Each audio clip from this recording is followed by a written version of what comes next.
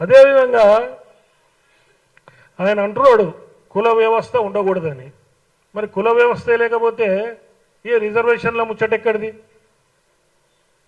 70 ఏళ్ళు కులం మీరు ఎక్కడున్నా కూడా అన్ని ఫలితాలు అనుభవించి ఈరోజు రాజ్యాంగం అనేది ఒక 4 పిల్లర్స్ మీద ఉంటుంది, 4 ఎస్టేట్స్, దాంట్లో కూడా మీరు ఒకళ్ళు. ఈరోజు మీరు లెజిస్లేచర్లో చూసుకోండి, బ్రాహ్మణుల సంఖ్య ఎంత, మీ సంఖ్య ఎంత. అదేవిధంగా బ్యూరోక్రసీలో చూడండి, మీ సంఖ్య ఎంత, మా సంఖ్య ఎంత. అంటే జ్ఞానం ఒకళ్ళ సొంతం కాదు. పూర్వకాలంలో జ్ఞానము బ్రాహ్మణుల సొంతంగా ఉండేది. ఇప్పుడు అందరూ చదువుకుంటున్నారు, అందరూ ముందరికి వెళ్తున్నారు, మేము స్వాగతిస్తున్నాం దానికి. మీరు ముందు పోవద్దని మేము ఎప్పుడు అనలేదు మేము.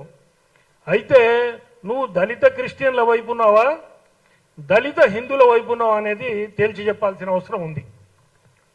నేను అందరికి కూడా హిందూ దళితులకి, హిందూ బీసీలకి, హిందూ సంఘాలకి, కమ్మ, రెడ్డి, వైశ్య, వెలమ, కాపులకి, వీళ్ళందరినీ కూడా క్రిటిసైజ్ చేశాడు ఆయన.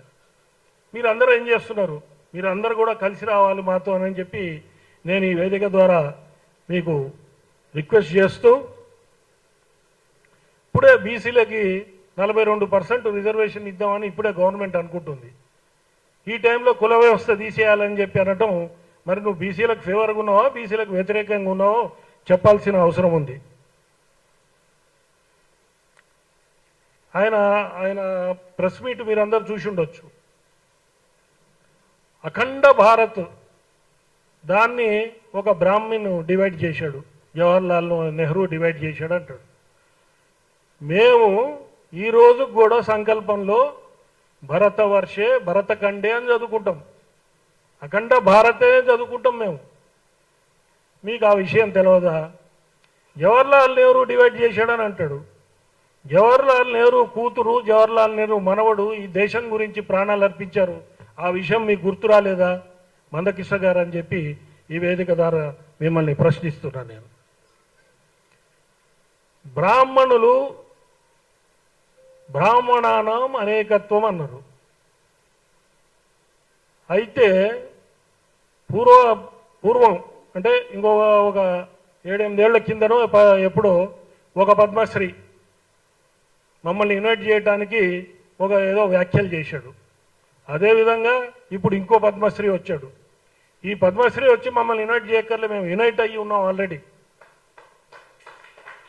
బాస్ అనే ఆర్గనైజేషన్ ఒక అంబ్రిల్లా కింద ఈరోజు 151 బ్రాహ్మణ సంఘాలు ఈ తెలంగాణ రాష్ట్రంలో, నార్త్ ఇండియన్ బ్రాహ్మణ సంఘాలు, మధ్యప్రదేశ్, ఉత్తరప్రదేశ్, బీహార్, కర్ణాటక, మహారాష్ట్ర సంఘాలు కూడా బాస్ అంబ్రిల్లా కింద ఉన్నాయి. ఈ విషయం వారికి తెలియజేస్తూ ఆ రోజు అవమానపరిచాడు కాబట్టే చాణక్యుడు ఫీల్డ్లోకి రావడం జరిగింది.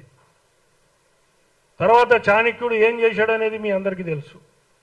అదేవిధంగా ఇంకా దుర్మార్గం జరిగితే పరశురాముడు అవతారం కూడా, పరశురాముడు కూడా ఎందుకు వచ్చాడో మీ అందరికీ తెలుస్తుంది. ఇది తెలుసుకోవాలి. మమ్మల్ని ఊరికే మంచిగా మా పని మేము చేసుకుంటూ ఊరికే కెలకొద్దని చెప్పేసి వారిని సవినయంగా మనవి చేస్తున్నాను నేను.